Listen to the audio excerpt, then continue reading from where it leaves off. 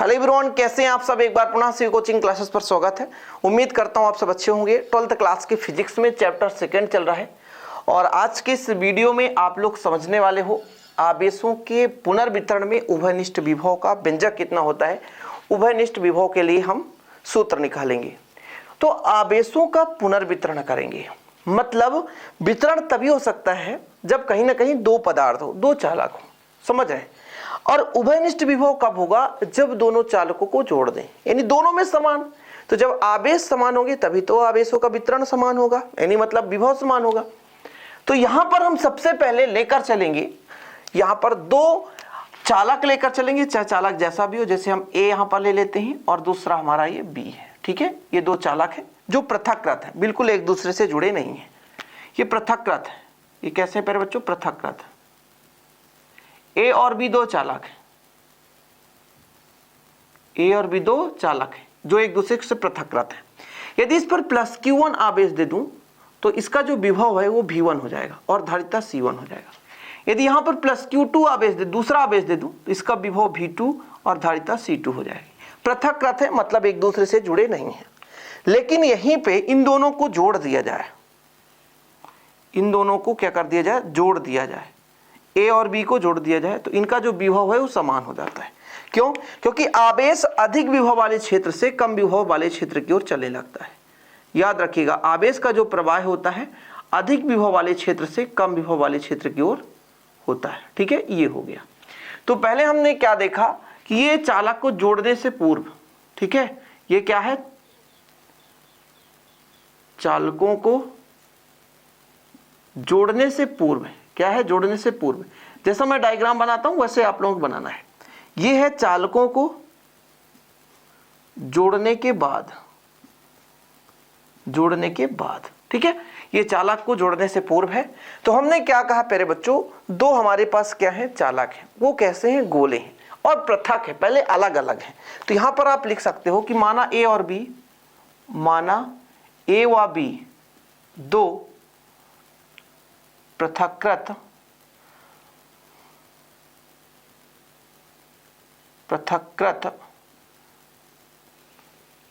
माना ए और बी दो पृथककृत गोलीय चालक, ठीक है। गोलीय चालक इसलिए कह रहा हूं, गोले गोले। पृथककृत मतलब दोनों एक दूसरे से अलग हैं, ठीक है। माना ए और बी दो पृथककृत चालक हैं। अब देखो मैंने क्या कहा, चालक ए को प्लस Q1 आवेश देने से, आवेश देने से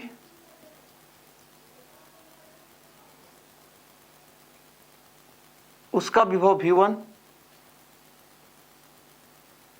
व धारिता C1 हो जाता है, तथा चालक बी को प्लस Q2 आवेश देने से, आवेश देने से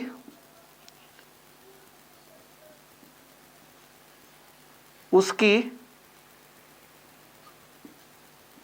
धारिता या विभव पहले लिख सकते हो, विभव V1 तथा धारिता हो 2 हो जाती है। ये लो भाई साहब, इतना आपको थोड़ा सा लिखना पड़ेगा। हमने क्या कहा? रूबरू कराते हैं, आपको समझने की कोशिश करेंगे। ए और बी दो पृथककृत चालक हैं। ए पर हमने प्लस Q दिया तो इसका विभव V1 धारिता C1 हो गया, ठीक है। और यदि मैं बात करूं बी की बात करूं तो बी पर मैंने Q2 आवेश दिया तो विभव V2 हो गया और धारिता C2 हो गया। यहां तक क्लियर है? अब देखो, यदि मैं आपसे कह दूं कि आपने पढ़ा है Q बराबर CV, तो Q1 बराबर C1 V1 व Q2 बराबर C2 V2। चालकों को जोड़ने के पूर्व, चालकों को जोड़ने के पूर्व, चालकों को जोड़ने के पूर्व Q बराबर कितना हो जाएगा? Q1 प्लस Q2, अर्थात Q बराबर हो जाएगा C1 V1 plus C2 V2। ये आप समीकरण 1 दे दीजिए।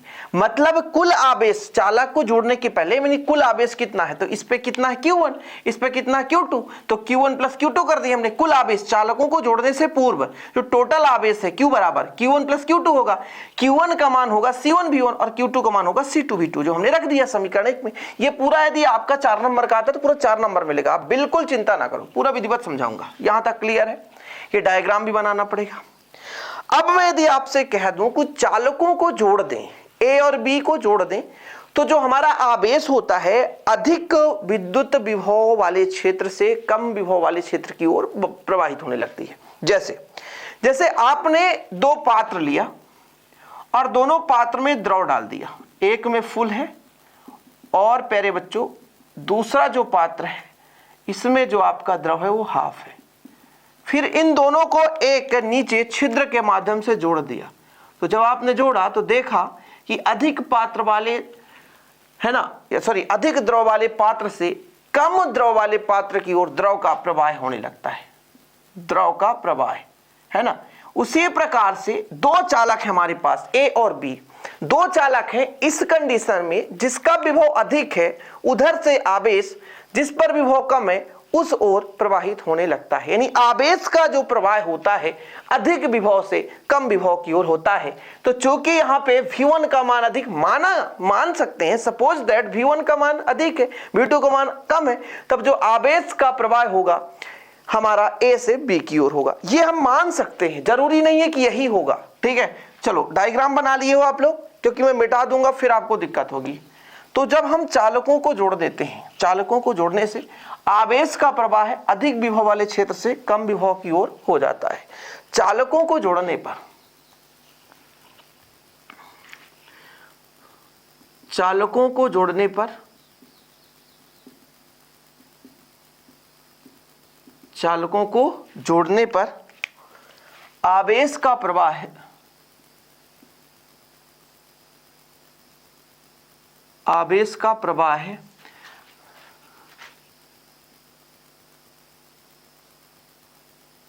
अधिक विभव वाले चालक से कम विभव, कहां से प्रवाह होता है? अधिक विभव वाले चालक से कम विभव वाले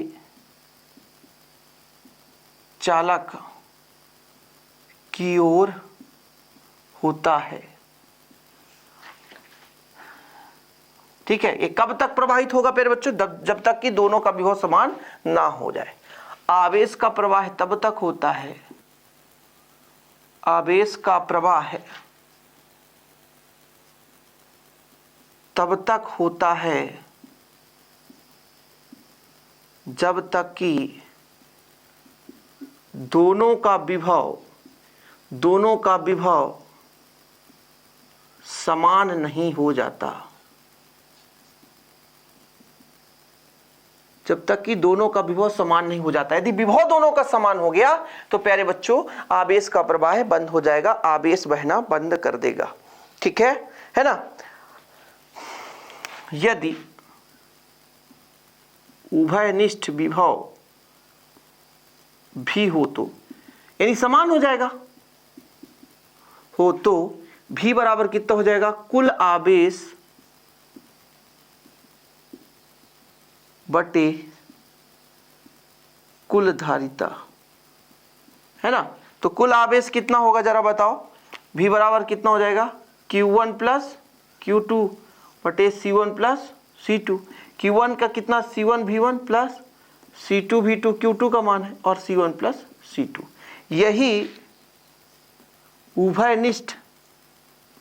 यही उभयनिष्ठ विभव का व्यंजक है। कितना सरल है, 10 मिनट में आप कंप्लीट कर लोगे। उभयनिष्ठ विभव का व्यंजक। लो भाई साहब इतना कर लो, इसके आगे थोड़ा सा हम समय लेंगे आपका, क्योंकि यहाँ पर हम कुछ एक्स्ट्रा चीज लिखने वाले हैं। क्योंकि ये जब उभयनिष्ठ विभव आपसे बनेगा तो आगे आप पढ़ोगे कि 2 आवेशी चालक को यदि हम जोड़ देते हैं, है ना, तो आवेश का पुनर्वितरण होता है, तो इसमें कितना ऊर्जा हानि होगी कि नहीं। जैसे आप कभी देखते होंगे कि जब आप मान लीजिए अपने घर के वायर को मेन लाइन से जोड़ते हैं जो कि ट्रांसफार्मर से आता है, तो वहाँ पे चट चट की आवाज़ आती है, कभी कभी वहाँ पे चिंगारी भी उत्पन्न होती है। तो वही है, दो आवेशित चालक होते हैं थोड़ा बहुत और आपस में लड़ते हैं तो चिंगारी उत्पन्न होता है, तो वही लॉस है, वही लॉस होता है। ठीक है, चलो थोड़ा सा मैं मिटा देता हूँ। अब मैं एक चीज़ यहाँ पर कहना चाहूँगा कि जैसे आपने चालकों को जोड़ा, तो जब चालकों को जोड़ा तो थोड़ा बहुत डिफरेंस हुआ आवेश। मान के चलता हूँ, यहाँ पर थोड़ा सा मान के चलते हैं कि दोनों चालकों को जोड़ने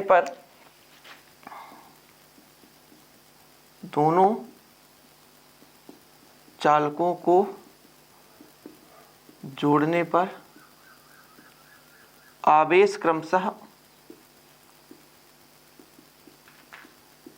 Q1 व Q2 हो तो कितना हो जाएगा, Q1 बराबर कितना हो जाएगा, C1 भी व स्मॉल Q2 बराबर हो जाएगा आपका C2 भी। यदि मैं कह दूं Q1 बटे Q2 कर दो आप, तो फिर आप कहोगे C1 भी बटे C2 भी से भी काट दो तो Q1 बटे Q2 बराबर C1 बटे C2।